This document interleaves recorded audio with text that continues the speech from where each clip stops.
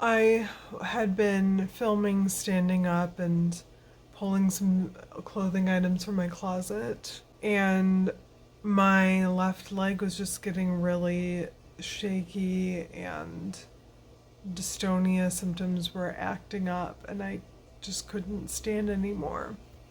That number, of course, that was the sign that I needed to rest, which is what I'm doing, but also it's upsetting to me because I know that that is a direct result of not being able to keep up with physical therapy and movement and exercise the way that I need to be because of the neighbor intimidation and harassment.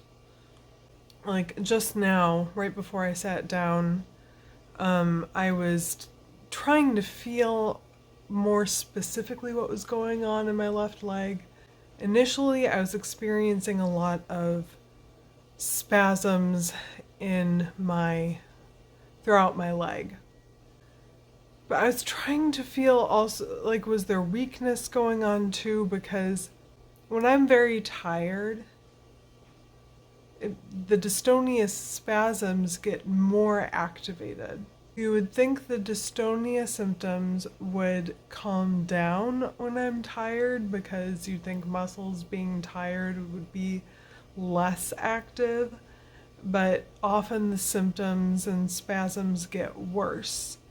What was really not working was straightening my leg. I could feel that there was quite a bit of weakness in the glute in particular.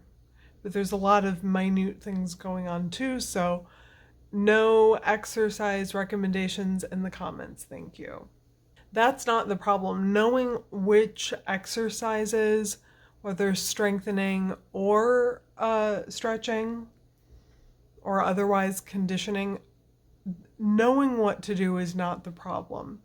Being able to do it is the problem. Feeling safe enough in my own home, in my body, in present time is the problem. Part of what can make dystonia symptoms worse, as I said, was exhaustion. All of this is exhausting.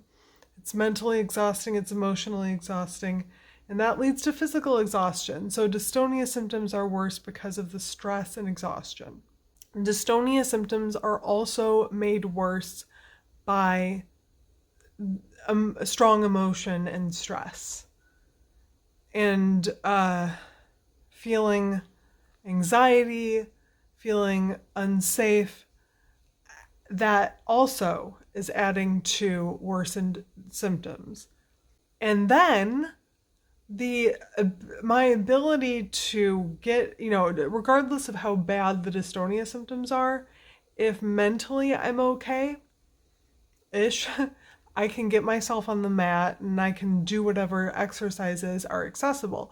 When it's not just dystonia and the CPTSD is kicked up, really activated, my nervous system does not let me get into such a vulnerable physical posture as rolling out the mat right where we share a wall with dangerous people. That's where I'm at. It's been so long since I've been able to be consistent with physical therapy because of the unsafety of the situation. It's been so long that I'm having mobility issues that I have not experienced since 2008. Maybe 2009.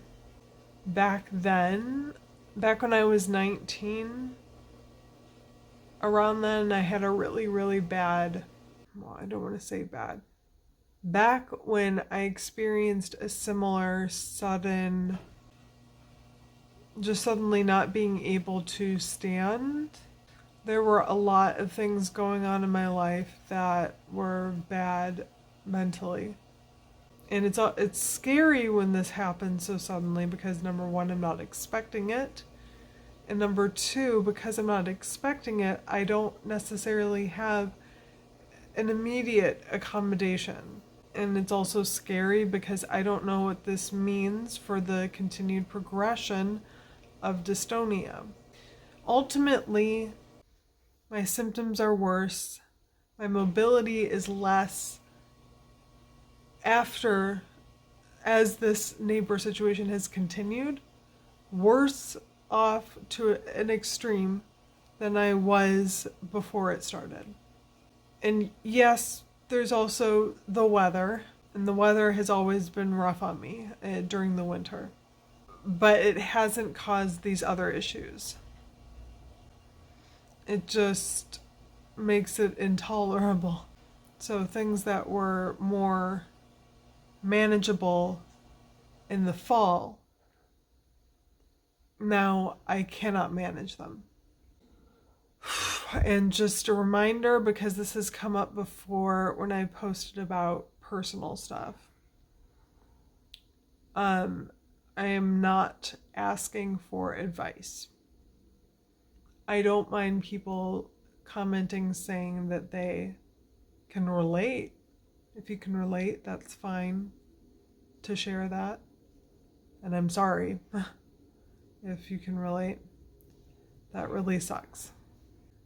I don't mind you expressing sympathy or something, but I'm not asking for recommendations on how to approach things. Okay? That's my boundary with this. This is very rough. I guess that's all my brain can handle right now.